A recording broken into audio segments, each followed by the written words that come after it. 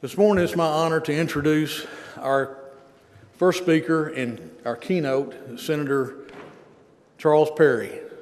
Senator Perry is chairman of our Texas Committee on Agriculture, Water, and Rural Affairs. He's also author of a lot of important groundwater legislation. Senator Perry represents has District 28, Senate District 28, which is a vast district. I learned last night it extends from the Panhandle all the way down to Sonora. So it's a great big territory that he covers, and he's got a lot of rural. I think you told me most of those counties have less than 10,000 people in them. And how many counties was it, Senator? A bunch of counties. So anyway, he's made the effort to be here. He flew in to be with us today. So please join me in welcoming Senator Perry.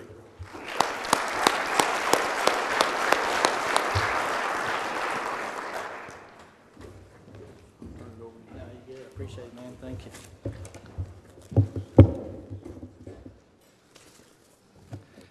It's great to be here. I'll try to keep us on time. I'll tell you what Elizabeth Taylor used to tell her husbands: "Don't worry, I won't keep you too long." So, I thought I'd give you a little bit. We're going to talk about water on a couple of panels a little bit later, and I'll hit on water and try to tie it all together at the end. But I do think it's important to get an opportunity to speak to people, to talk about Texas, some of the challenges we face both politically and from a state's perspective. And it all does tie back to water eventually, because water is the only thing we have to have. And y'all's role in that is extremely important.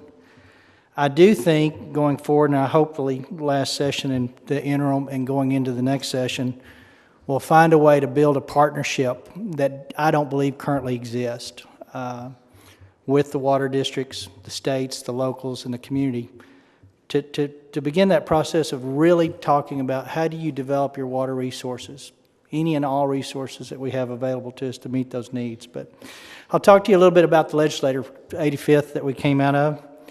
I took personally 4,064 record votes on the Senate floor, plus some committee votes. We had over 10,000 bills, resolutions, and other things pitched. 1,211 of them actually made it to the governor's desk. I had a personal best. It was one of the hardest sessions I've been through. From a rural perspective, it was probably the hardest session I've ever been through. Rural communities continue to lose representation as well as just lose their way in the state budget process. It just seems to be more and more of a challenge because the urbans are big and they're growing more and more every day.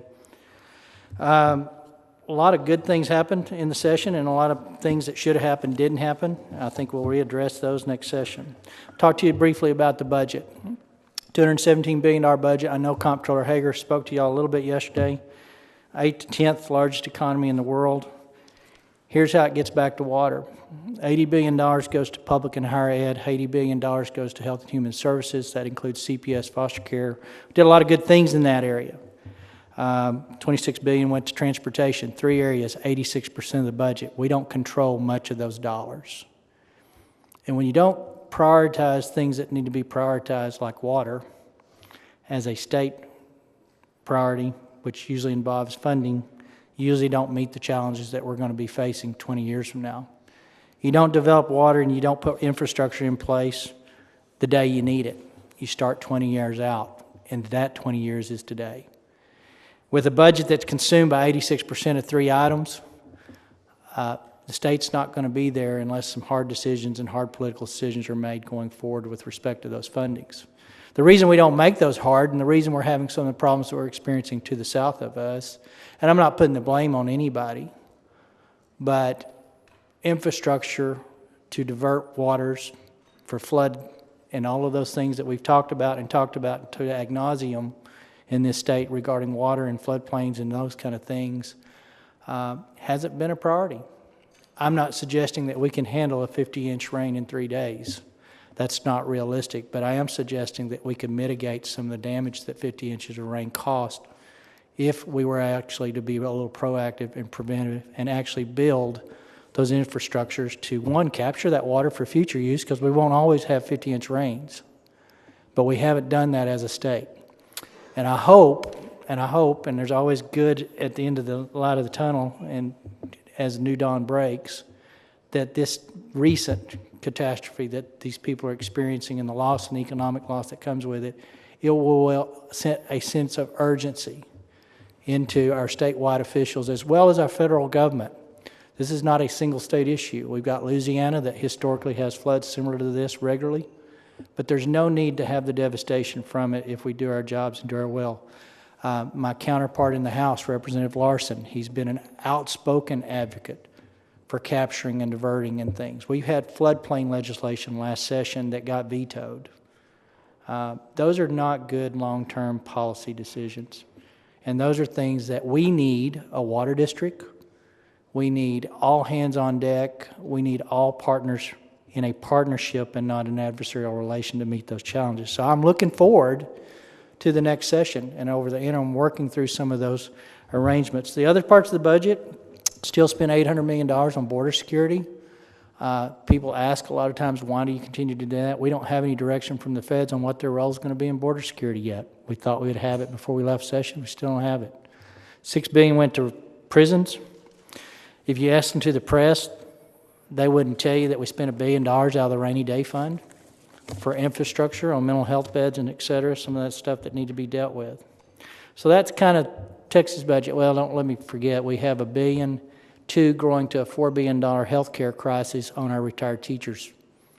Their retired teacher insurance is going to double by the time we go back into next session. We didn't have the $1.2 billion this time. We're definitely not going to have the 3 to 4 next time. So the state has some serious challenges financially coming up. And why is that? And this is kind of a little bit different tangent than what you probably expected, but I think I owe you the truth. We've got more takers than makers in the country right now. And all the things that we should be doing, like water infrastructure, water development, roads and bridges, education, are being consumed exponentially faster than anything else in this budget, this country's budget, and every 49 states in this budget. So until we get a handle on the entitlement, the takers, and there are legitimate people that need economics of scale that only government can provide as far as helping to take care of some of that. But on a general sense, there's more people in that system that could be doing their own. And if we don't get that right, there will never be enough money in a state budget or a federal budget to fix it. And that's where the political and the social challenges come up in the next session, and the next session, and the next session, and in this federal government. Because until we get that right, there's never going to be any money for what we all know we got to be doing so our grandkids and kids can continue to live in this state. So politically and morally, we have some real issues to get through. Until we become a people that looks upward and outward instead of inward, and continues to expect government and taxpayer perversion, if you will, of the dollars that they give, go where it's intended to be, we're not going to make it. Stated budget's not ever going to have enough money in that. The entitlement cost and the maintenance of those costs continue to grow faster, typically double what the state budget's been growing, and we continue to add more people to that. Individual communities and individuals in those communities have subrogated their responsibility for taking care of those that we have chose to take care of the government to the government. The government has no accountability and has no relationships to any of those dollars that are spent in those people, so you'll never turn that dynamic until people are held responsible by people that they know by name and have that handout handed to them with an expectation of coming out of that system on an individual community level. We will continue to go down that road and be in a process that we cannot get through. The temporal, long-term, instant gratification, there is no long-term planning in that. Because of our lack of moral decline, I guess, because of the moral decline, drugs. Our CPS case system will tell you that 85% of their caseload has some type of addiction attached to it, be it drug or alcohol. Typically, there's an incarceration inside of that family dynamic because of drugs or alcohol. So the government's never going to fix that. It's going to take community stepping out and addressing those on that local level. Politically, Texas faces, and specifically, our challenge with the education system that's burdened with a dysfunctional or non-existent or broken family. Education's not meant to be a surrogate parent. I think public education is one of the hardest things in the world to do, because we basically have allowed what we used to do as parents in communities and families to be that job of the education system. And oh, by the way, can you produce a diploma that's going to get you a career down the road? And so that's not going to ever fix that.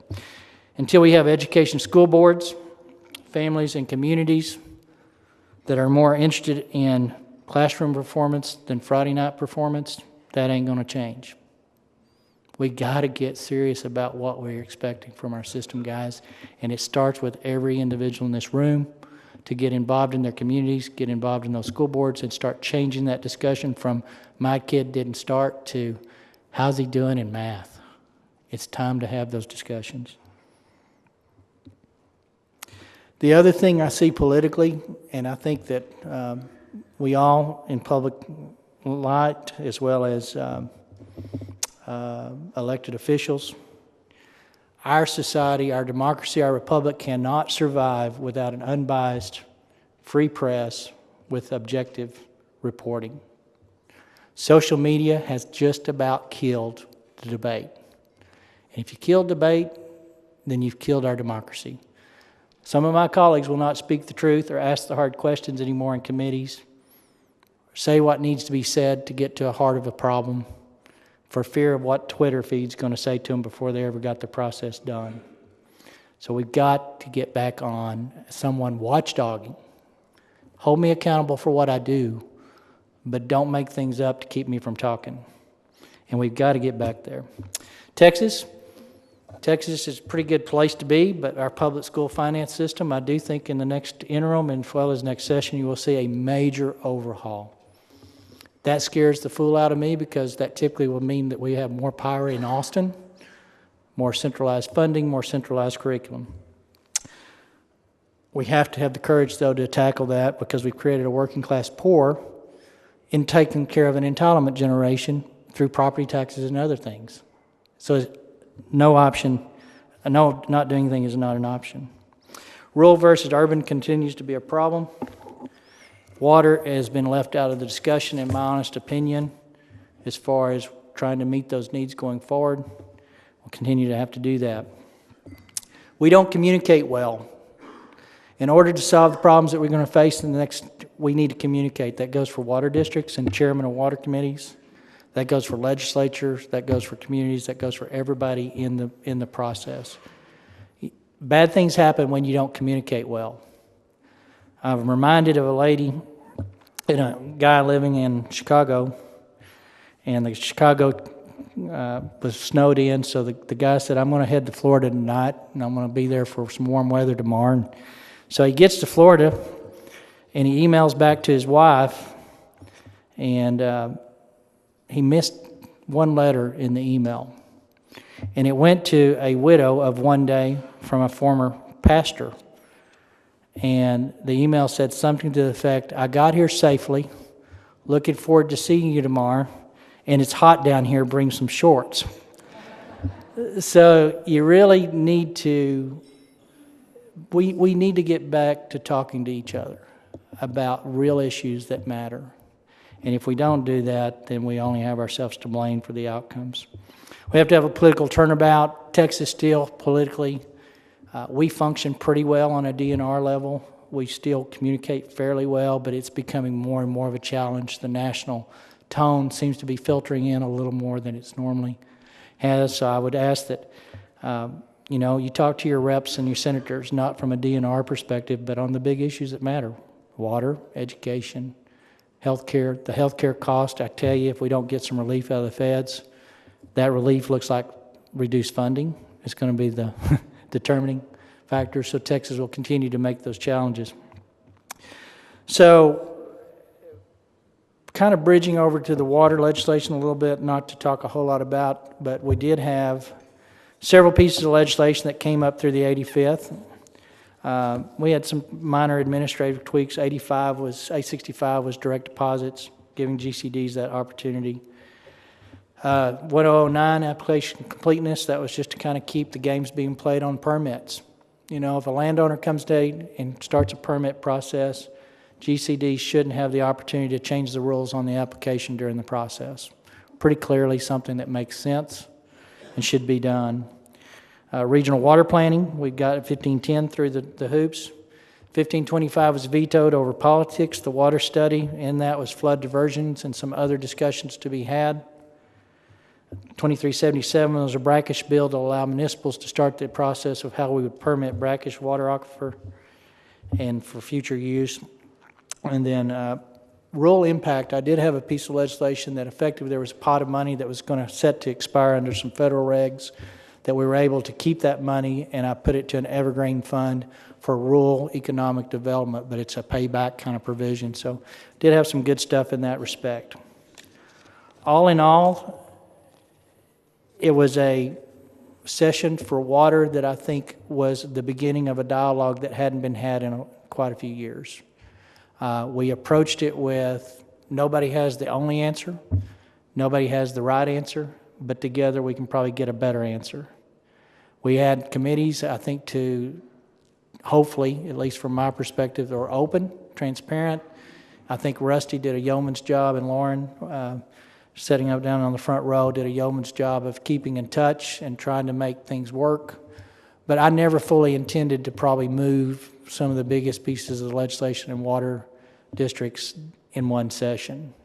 It has its achieved purpose. We are continuing that dialogue, and we will continue that dialogue over the interim, and we will find ways to make that process better for all parts. But I really want to encourage, some of you guys are in big enough water districts with huge amounts of data, huge amounts of resources. And as a water chairman, I got to look out 20 years or further.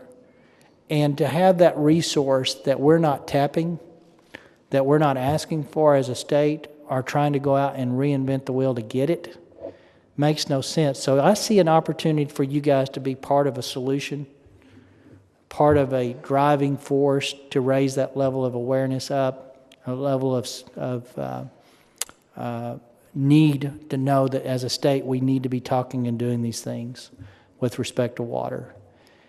And I would embrace it. If I was sitting in your chair, that's how I'd embrace it. I wouldn't look at it as I'm an elected official over a piece of the aquifer sitting where I sit, and by gosh, it's mine and mine only to deal with, because in the bigger scheme of things, all of it's going to end up being something that Texans need and utilize.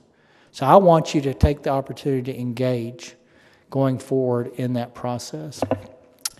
I sound like a little bit of a negative Debbie Downer. I'm a half-full guy. I have to be in this job. You can get down if you want to be pretty quickly. But truth of the matter is, I'll quote my former predecessor, my former governor. Governor Perry used to talk to people, and he'd say, you know, we're the best there is. You don't want to be anywhere else but Texas. But we're the least drunk in the room. And I think that just said we have challenges to face. And if we don't acknowledge what those challenges are, we're not going to meet the challenges coming. And we need to be honest. We need to be honest with taxpayers. We need to be honest with every individual in this state. And then as individuals, we need to take control of the things that we should be doing and stop this nonsense of looking to government to fix it. Because government isn't going to fix the things that are going to break us. Panel's coming up here with me and Sarah. I don't want any hard questions. If you give them to me, then Sarah can answer them. I will leave you with one parting. It's not meant to be politics, but I think it's relevant in the times we're in. Great nations rise and fall. The people go from bondage to spiritual truth, to great courage, from courage to liberty, from liberty to abundance, from abundance to selfishness, from selfishness to complacency, from complacency to apathy, from apathy to dependence, from dependence back again to bondage. As a country, we are somewhere between apathy and dependence. Whether we head that direction and fulfill back to fruition to be completely dependent on a government that took from you to be that dependent, or whether we change that direction is going to be incumbent upon us, those that we elect those to govern us, to change that direction. I would encourage you more than ever, as a state, as communities, as a country. I don't know that there's ever been a more critical time to be involved in the process, and you need to get there. Are all the things that we love and hold and dear as a faith, as values, and as just pragmatic, making sure we got water tomorrow will be unrealistic if we don't grapple with the challenges we face today. And it only is going to work if people build relationships. Churches need to quit building buildings. They need to be building relationships. And when we start back on those levels, then all of these issues, we need water, we need development of water, we need a great education, all that stuff works itself out when you ground it right. Do you have a door prize for somebody that can tell me the total budget of the state of Texas? Anybody? Anybody listening? No. Okay. What's the biggest budget item we spend our money on? Who said healthcare? Somebody say healthcare? See, you probably got one of these. Do you? You have to listen to me talk all the time. I got something for you, see, when we leave. But with that, I think we're going to do the panel. Or does that work? All right. Yes, thank you guys for having me. Thank you. Thank you, Jim. And I'll let you just filter on down to whichever seat you're comfortable in. Wonderful. And then one of these is on, exactly, and they're controlling it from the top. Okay. Am I on? All right. Is this working now? Can y'all hear me? Yeah? All right, great. Chairman Perry, thank you so much. We so appreciate you coming down. We know that you are exhausted from a special session and the possibility of potentially another one. And so we really appreciate you making the time and coming down. You spoke a little bit about some of the groundwater legislation that was filed, and there were 9 specifically pieces of legislation that you filed that TAC took positions on, and we were, for the most part, very supportive of all of those bills and really appreciate you authoring them. There was one bill in particular, however, that we thought we would talk about a little bit today, and that was your omnibus bill, Senate Bill 1392. Most of your other bills were very specific in scope, as you said, a lot of administrative things, and so I wanted to ask you a little bit about what the thought process was behind Senate Bill 1392 and what conversation you were wanting to start with that. Yeah, appreciate it. And so 1392 was meant to, I think, and I think it had its achieved goal of, let's open up the discussion in a very large way and try to get all of the issues out there on the table. Omnibus bills very seldom ever pass because they are so encompassing or comprehensive. So 1392 took all of the various concerns that landowners, private landowners specifically, had ever addressed. We surveyed the landscape and saw some of the issues that were going through water districts as far as litigation. We heard the politicalization of some of the water districts and some of their operations. So we just kind of took all of that in consideration and threw out a bill that addressed or tried to address every one of those issues that we saw that were giving water districts. It's just like anything we do. 99% of the people in this state are good people. The 1% are who we make laws for. You know, there's probably 1% of the water districts that are not doing what the intended purpose of what those were. And those are issues that if statutorily they weren't clear on that role, or if statutorily we could correct, if you will, kind of redo to make sure that the clarity in the law was there, that what they were doing was not correct, then that's kind of the basic foundation was. And you know, the good thing about an omnibus bill is you typically throw it out with everything, and then you pick and choose pieces of it that can go forward, and then you'd have discussions about the remaining. And that's where we're at today, is we're going to discuss those pieces of 1392 that probably have some more work to be done. I didn't think 1392 would get passed. I know I don't put bills out for intent to not pass. At the same time, I knew that was a big move, and it had been a long time since a lot of those reforms or a lot of those statutes have been addressed. And we're a different state than we were in the 90s. You know, we're 28 million and growing, and so a lot of those rules probably don't fit today's population. Sure. And you and your staff did an incredible job of having a bill that was a huge bill and really kind of over session narrowing down those issues over time, and I really commend you all for all of the work that you did on that.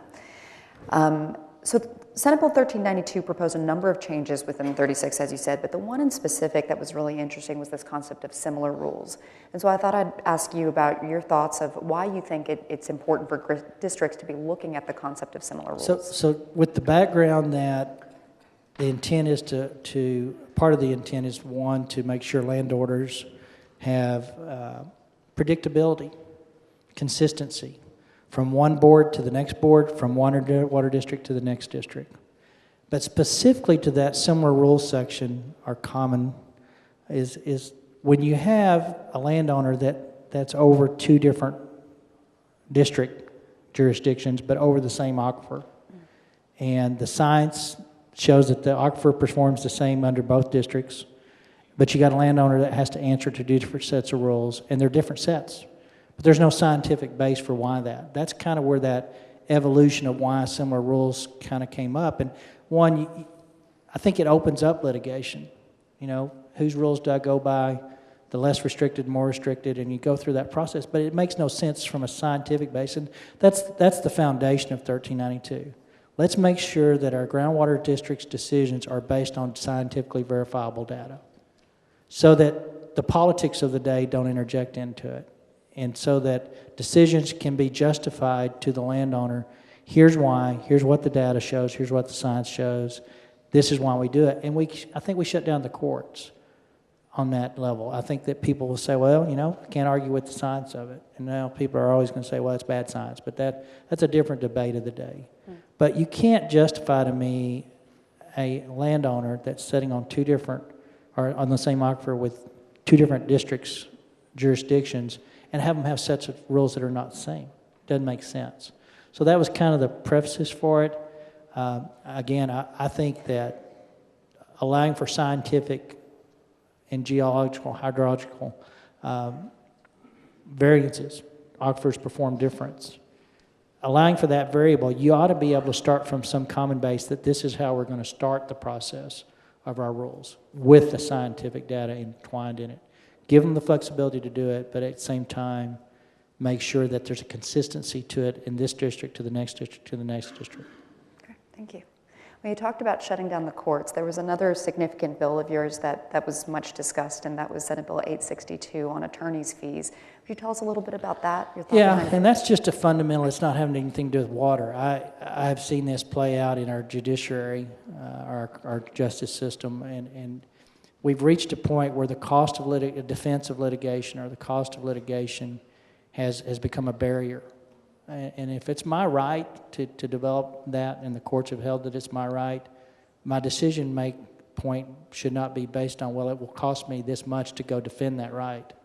So I think it just levels the playing field. I'm a tort reform guy. I think that nothing against attorneys, but they have really built a great cottage industry and a niche throughout our criminal justice system and our civil justice system that rewards their lack of energy a lot of times. They drag things out.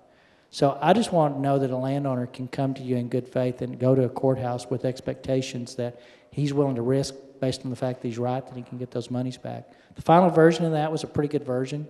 It limited damages to $250,000, and it put the judicial judgment back in the judiciary so they could make a determination.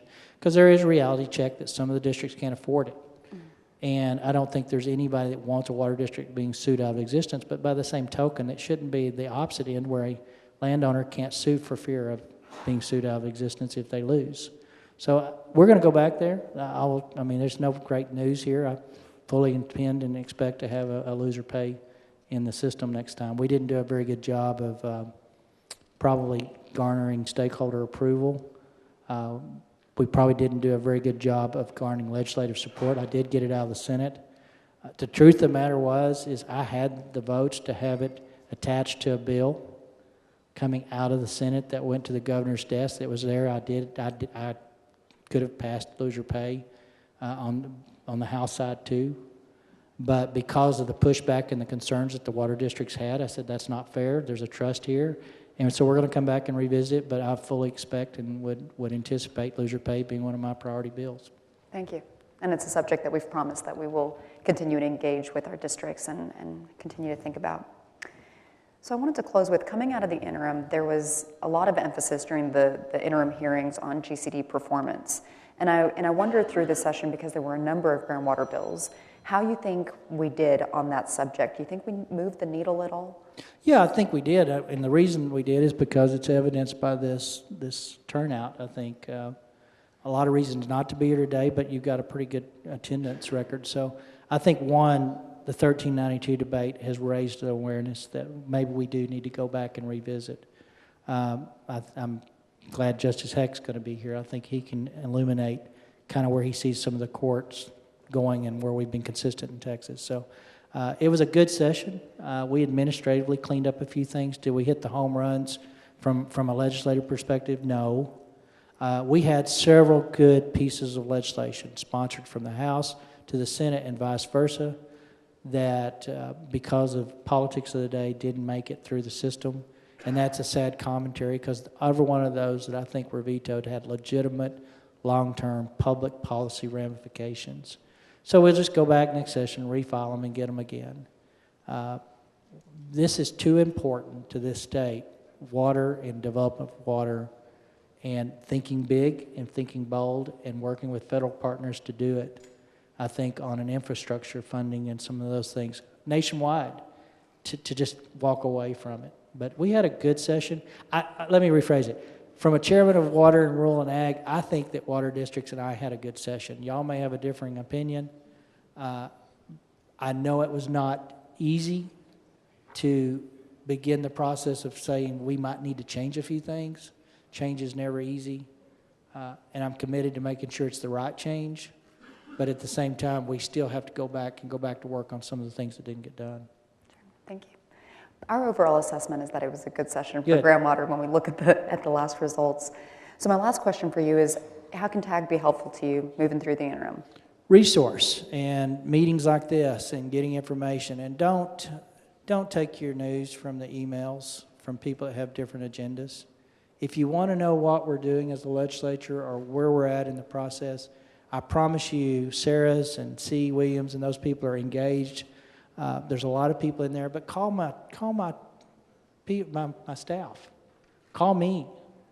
I have no agenda, no secrets. There's nothing that I do that's not hopefully moving the ball in the right direction. So as TAG goes, be available, be resourceful, and be an information resource for us. There needs to be, and we talked a little bit about supper last night about that data collection.